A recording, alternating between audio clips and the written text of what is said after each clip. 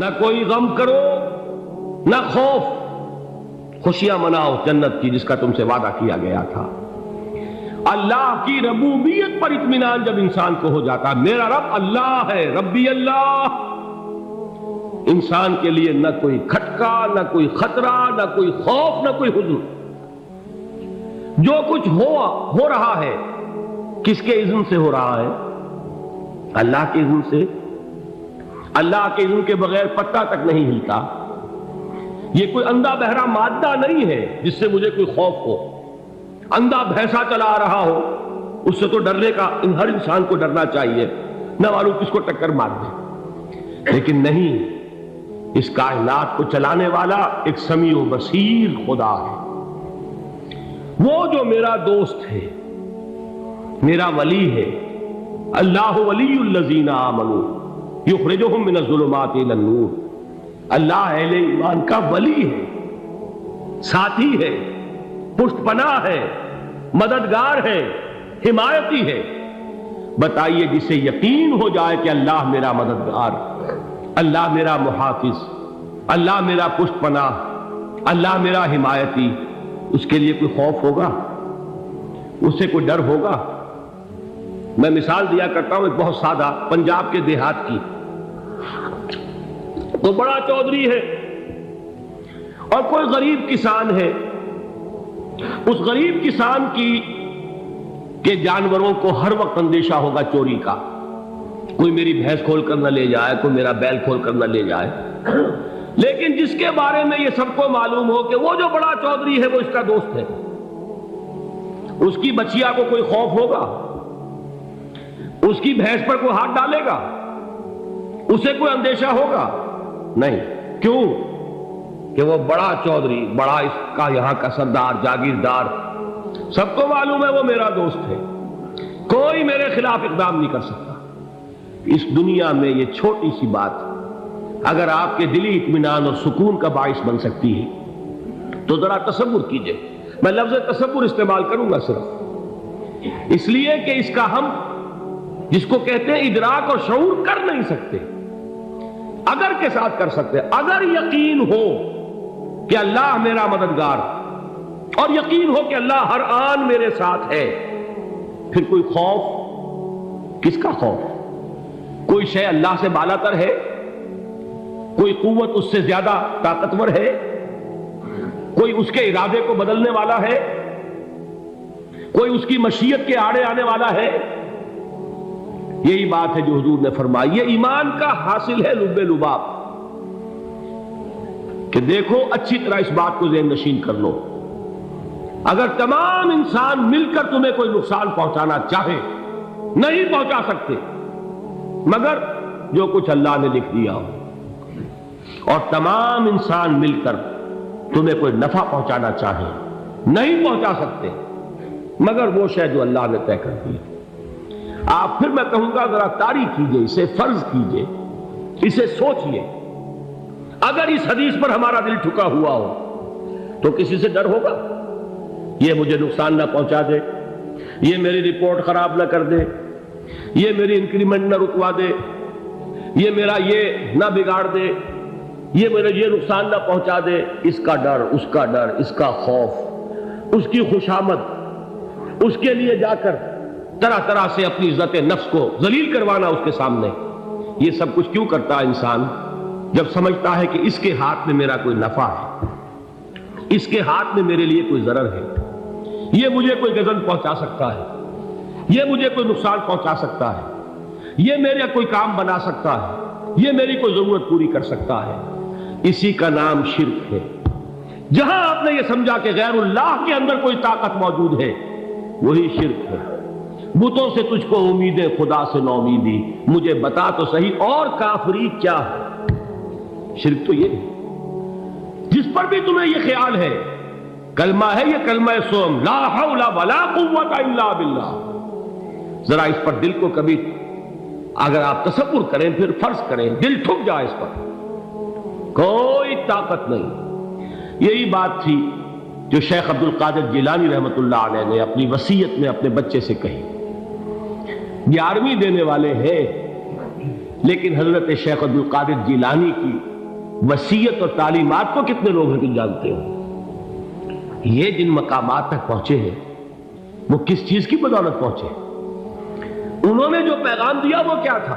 اے میرے بچے، جس طریقے سے قرآن مجید میں حضرت لقمان کی نصیحتیں جو ہے نقل کر دی گئی ہیں، میں یہ عرض کروں گا بالفرض اگر قرآن حضرت عبد القادر جیلانی کے بعد نازل ہوا ہوتا تو شیخ عبد القادر کی یہ نصیحتیں بھی قرآن میں درج ہوتی۔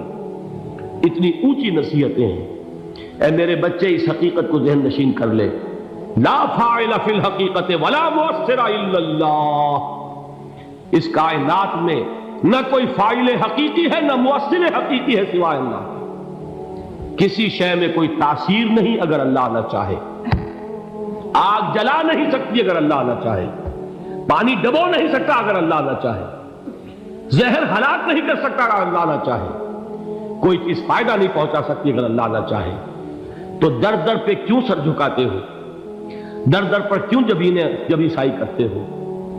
سب کے سامنے کیوں ہاتھ پھیلاتے ہو؟ ایک اللہ سے مانگو، ایک اللہ کے سامنے زمین پر اپنی جبین رکھو۔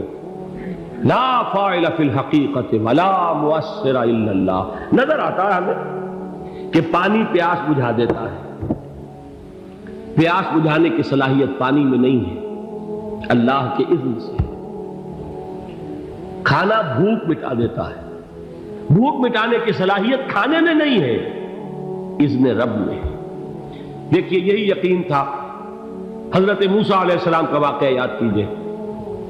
سامنے سمندر آ گیا ہے، قوم دیکھتی ہے پیچھے کہ گرد و غبار کا طوفان۔ معلوم ہوا کہ فرعون اپنے لشکر سمیت آ گیا۔ لشکر جب چلتا تھا تیز رفتاری کے ساتھ تو گرد و غبار کا جو طوفان اٹھتا تھا اس کا تصور کیجیے، اور لمحہ بلمحہ وہ قریب آ رہا ہے۔ پوری قوم نے کیا کہا؟ اے موسیٰ انا لمدرکون، اے موسیٰ ہم کو پکڑے گئے۔ قرآن مجید نے تو یہاں وہ باتیں نہیں لکھی ہیں، لیکن تورات میں یہ درج ہے کہ بنی اسرائیل جھگڑنے لگے، دست و گریبان ہو گئے موسیٰ کے ساتھ۔ موسیٰ نے یہاں مروایا لا کر، اس سے تو ہم ہی بہتر تھے، وہاں کھانے کو ملتا تھا، زندگی تو تھی، بیگار ہم کر رہے تھے، موت تو نہیں تھی۔ اب جو کچھ ہوگا اس کا تصور کرو، جس طریقے سے ہمارے ٹکڑے اڑائے جائیں گے۔ تو لڑ رہے ہیں حضرت موسیٰ علیہ السلام سے۔ یہ تورات کی تفصیل ہے، قرآن میں صرف اتنا آیا ہے، پریشان ہو کر انہوں نے کہا انا لمدرکون، موسیٰ ہم کو پکڑے گئے۔ اس وقت موسیٰ کا جواب کیا ہے؟ کلا ان معی ربی سیہدین، نہیں، میرے ساتھ میرا رب ہے، وہ راستہ دے گا۔ بتائیے کہاں راستہ نظر آ رہا ہے؟ یہ ہے ایمان بالغیب۔ راستہ نظر نہ آئے تب اللہ پر یقین ایمان ہے۔ جیب میں پیسے ہوں اور تب دل کو اطمینان ہے تو ایمان کس پر ہوا؟ پیسے پر، اللہ پر نہیں۔ جب وسائل و ذرائع نہ ہو اور پھر یقین ہو کہ اللہ مسبب الاسباب ہے، وہ اسباب کا پابند نہیں ہے، وہ اسباب کا محتاج نہیں ہے، اسباب اس کے محتاج ہے۔ اگر یہ یقین ہے تو اللہ پر ایمان ہے، یہ نہیں ہے تو تمہارا ایمان اسباب پر ہے، وسائل پر ہے، ذرائع پر ہے، مادیات پر ہے، اللہ پر نہیں۔ اس وقت کہاں راستہ تھا؟ کوئی راستہ تھا؟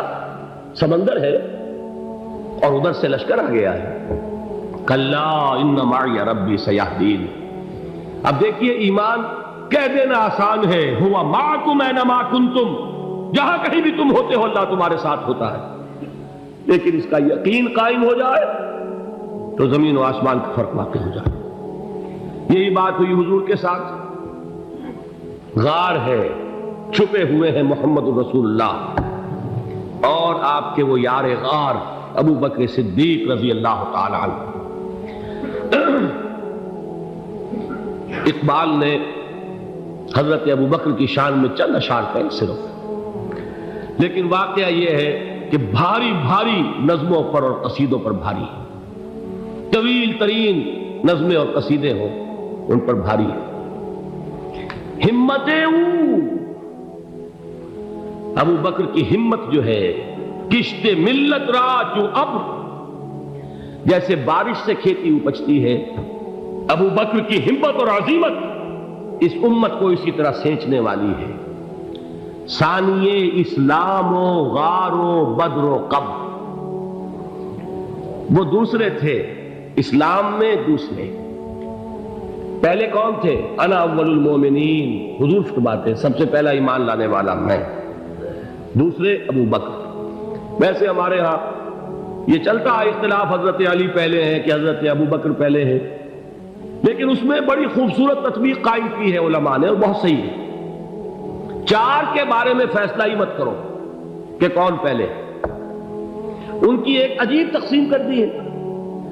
آزاد مردوں میں، بالغ مردوں میں سب سے پہلے ابو بکر، بچوں میں سب سے پہلے علی، خواتین میں سب سے پہلے خدیجہ، اور غلاموں میں سب سے پہلے زید بن حارثہ۔ بڑی پیاری تقسیم ہے، یہ چاروں ہی پہلے ہیں، ہر ایک کے لیے اولیت ہے۔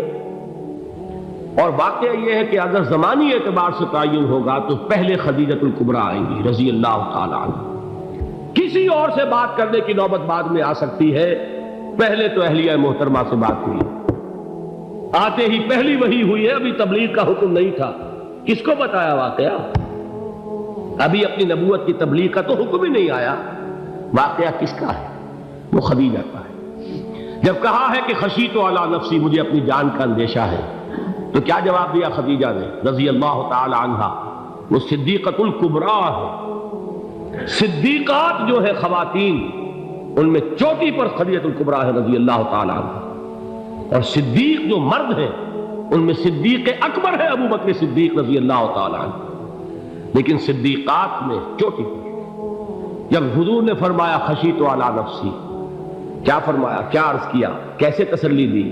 نہیں نہیں، اللہ آپ کو ضائع نہیں کرے گا، آپ غریبوں کے ہمدرد ہیں، آپ مساکین کے تکالیف رفع کرنے والے ہیں، آپ بیواؤں کی سرپرستی کرتے ہیں، آپ مسافروں کی خدمت کرتے ہیں، اللہ آپ کو ضائع نہیں کرے گا۔ یہ یقین ہے اس خاتون کے اندر۔ خیر وہ ایک علیحدہ بات ہو جائے گی۔ میرے دل پر حضرت خدیجہ رضی اللہ تعالیٰ عنہ کی شخصیت کا بڑا گہرا نقش ہے، جو وہ کوئی اور ہی وقت اور موقع ہوا تو بیان ہوگا۔ بہرحال اقبال نے ایک مصرے میں جو چار اولیتیں جمع کر دی ہیں، ہمت او کشت امت را چو ابر، ثانی اسلام و غار و بدر و قبر۔ اسلام میں حضور کے بعد پہلے کون؟ ابو بکر۔ غار میں حضور کے ساتھ کون؟ ابو بکر۔ بدر کی رات اللہ کا رسول سر بسجود، وہ جھاڑ، وہ گھاس پھوس کی جو جھوپڑی بنائی گئی تھی، اور وہاں تلوار ننگی لے کر پہرا دینے والا کون؟ ابو بکر۔ اور اس حجرہ عائشہ میں محمد کے بعد سب سے پہلے دفن ہونے والا کون؟ ابو بکر رضی اللہ تعالی عنہ و صلی اللہ علیہ وسلم۔ وہ جو معاملہ میں سنا رہا تھا غار ثور کا، حضرت ابو بکر بھی حضور کے خیال سے لرز گئے ہیں۔ آپ کو یاد ہوگا کہ جا کر پہلے تمام جتنے سوراخ تھے انہیں بند کیا ہے، ایک سوراخ رہ گیا تھا جس کو بند کرنے کے لیے کوئی کپڑا نہیں تھا، وہاں اپنی ایڑی رکھی ہے، تب کہا ہے حضور سے تشریف لائیے، اور اپنے زانو پر حضور کو لٹایا ہے، اور وہاں کسی موذی جانور نے کاٹا ہے، حضور کی آنکھ لگ گئی تھی، اس وقت اس بل کے اندر جو بھی بچھو ہے کیا ہے واللہ عالم، اس نے کاٹا ہے، اس کی تکلیف کی وجہ سے ابو بکر کی آنکھوں سے آنسو ٹپک گئے، حضور کے چہرے مبارک پر پڑے ہیں، تو حضور جاگے ہیں، معاملہ کیا ہے؟ ایڑی نہیں ہٹائی وہاں سے، مبادا وہ جانور وہاں سے نکل کر محمد الرسول اللہ کو کوئی گزن پہنچا دے، ابو بکر کی ایڑی ہے، جس طرح چاہے کھا لے، ختم کر دے، جان نکل جائے تب کوئی آنچ آئے، محمد پر تو آئے، لیکن جیتے جی نہیں۔ وہ ہے ابو بکر۔ حضور کے خیال سے اس وقت حضور نے پھر اپنا لعاب دہن لگایا ہے، اور اس سے پھر آپ کی تکلیف ختم ہوئی۔ جیسے خیبر میں حضرت علی کی آنکھ دکھ رہی تھی، اس کو جو شفا حاصل ہوئی ہے وہ بھی حضور کے لعاب دہن سے ہوئی۔ تو بہرحال اس وقت انہوں نے کہا ہے کہ اے نبی یا رسول اللہ، اگر اس وقت ان میں سے کسی نے غیر ارادی طور پر بھی اپنے قدموں کی طرف جھانک لیا تو پکڑے جائیں گے، کیا جواب تھا اللہ کے رسول کا؟ لا تحزن ان اللہ معنا، اللہ ہمارے ساتھ ہے، کیوں گھبراتے ہو ابو بکر؟ یہ ہے ایمان باللہ، میرا مالک اللہ، میرا رازق اللہ، میرا محافظ اللہ، میرا مددگار اللہ، میرا پشت پناہ اللہ، میرا دوست اللہ۔